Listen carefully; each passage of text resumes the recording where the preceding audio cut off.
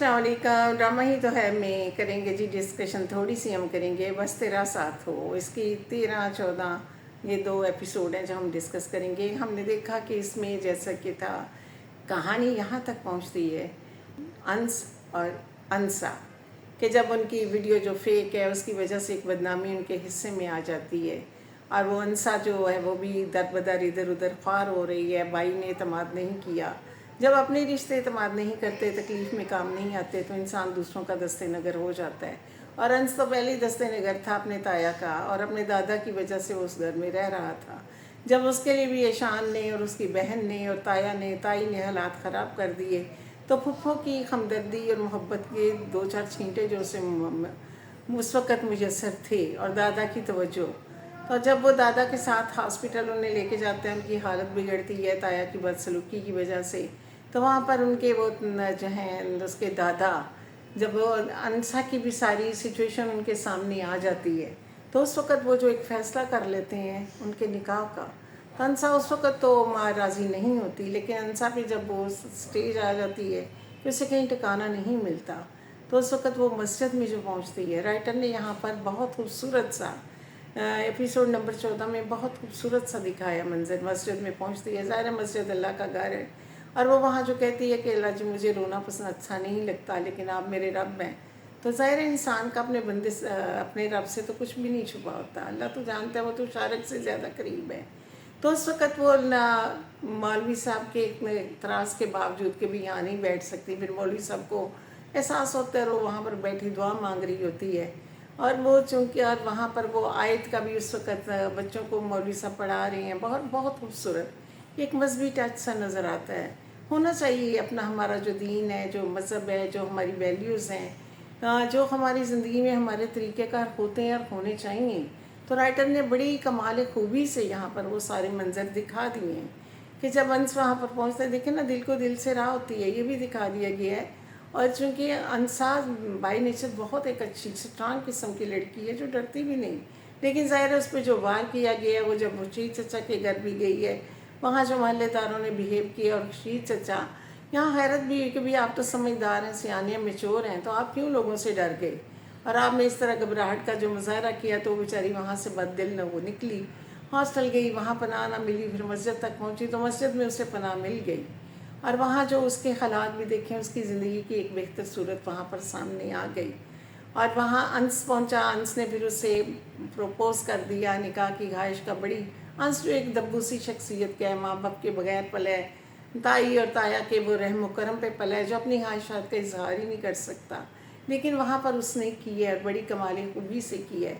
और वहाँ जो हक महर का मामला था, जो हमारी समाजी मजहबी अमली ज़िंदगी का एक बहुत अहम पहलू है, वो भी सामने राइटर ने बड़ी खूबसूरती से पेश किया।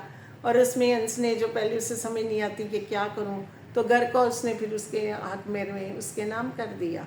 इस तरह देखें, उसकी प्रॉपर्टी भी सेव हो गई, जिसमें कि ताया की बहुत नज़र थी कि तुम मुझे दे दो, मैंने वहाँ दरख्त लगाया है। मैं ताई कहती है मैंने दीवारों को सजाया, हमने बड़े धक्के खाए हैं। इसमें किराए के घरों का भी जिक्र आ गया कि जब इंसान की ज़िंदगी में उसका घर छोटा हो या बड़ा हो, मरूसी हो या उसका अपना बनाया हो, वो कितनी अहमियत रखता है कि जब इंसान किराए के घरों में होता है तो वो धक्के खाता रहता है, सामान उठा के इधर से उधर चल पड़ता है, और कहीं अगर उसे एक ठिकाना मिल जाए तो वो कितना सेफ और पुरसुकून हो जाता है। तो यहाँ पर वो पहलू भी हमारे सामने आ गया। जो कमज़ोर है अंश, जो है वो नफसियाती तौर पर कमज़ोर है, और अंसा जो है एक ब्रेव किस्म की लड़की है। तो वो इस तरह अंश को जब उसका अंसा का सहारा मिलेगा, साथ मिलेगा, तो उसकी भी जो दबी हुई शख्सियत है वो भी सामने आ जाएगी। तो कितने इसमें मजहबी लिहाज से, माशरती लिहाज से, अखलाकी लिहाज से, और फिर सब दोस्त भी वहाँ जमा हो गए, और रशीद चचा भी आ गए, बुज़ुर्ग की हैसियत से वो वहाँ पर मौजूद थे, और एक अच्छे तरीके से वहाँ वो उनके निकाह वाली रस्म जो थी अंजाम पा गई। तो ये इसी तरह से लेसन, ये मैसेजेस होते हैं जो एक अच्छा राइटर अपनी तहरीर के ज़रिए देते हैं, और अच्छा डायरेक्टर भी उसको उसी तरह डायरेक्शन, एक बेहतरीन पॉजिटिव डायरेक्शन की सूरत में अपनी ऑडियंस तक पहुंचा देता है। तो ज़ाहिर है हम ड्रामा जो है हम हमारी ज़िंदगी से बहुत ताल्लुक़ रखता है। ड्रामे बहुत असरअंदाज होते हैं, मैसेज देते हैं। तो ड्रामे में अगर कहीं थोड़ी सी भी कमी बेशी रह जाए तो ऑडियंस जो है वो महसूस कर लेती है लेकिन यहाँ पर बड़ी कमाली खूबी से ये दिखाया गया। और अब जो ताया साहब हैं वो उन्हें परेशानी लगी हुई है, उनके बेटे बेटी को लगी हुई है, ताई को लगी हुई है कि कहाँ रह गया, अंश चला गया, उसे हिस्सा जो मिल गया उसे क्या परवाह है, ये है सो है। लेकिन ज़ाहिर है जब अंश की वापसी होगी और उसके साथ ही अंसा की भी वापसी होगी तो वो भी एक खूबसूरत सीन होगा। ज़ाहिर है ताया और ताई जो हैं और उनके बेटा बेटी हैं जो कि वो ख्वाब देख रहे हैं कि पूरा ये घर ही हमारा होगा, हम तो हुकूमत करेंगे इस पर। बेटी जिसकी आंखों में ख्वाब है वो फ़हम फैमिली का उसके जहन में समाया हुआ है, वही एक ख्वाब फ़हम का। तो देखिए आगे कहानी हमारे सामने क्या मंजर लाती है। लेकिन इस किस्त में बहुत खूबसूरत हर लिहाज से एक खूबसूरती नज़र आई, अट्रैक्शन नज़र आई और ड्रामा एक नई हमें नहज पे एक नई समझाता हुआ दिखाई दिया। एक खूबसूरत ड्रामा है, स्ट्रॉन्ग किस्म की इसकी कहानी है। इसमें इमोशंस का इस्तेमाल बहुत बरमहल किया गया है।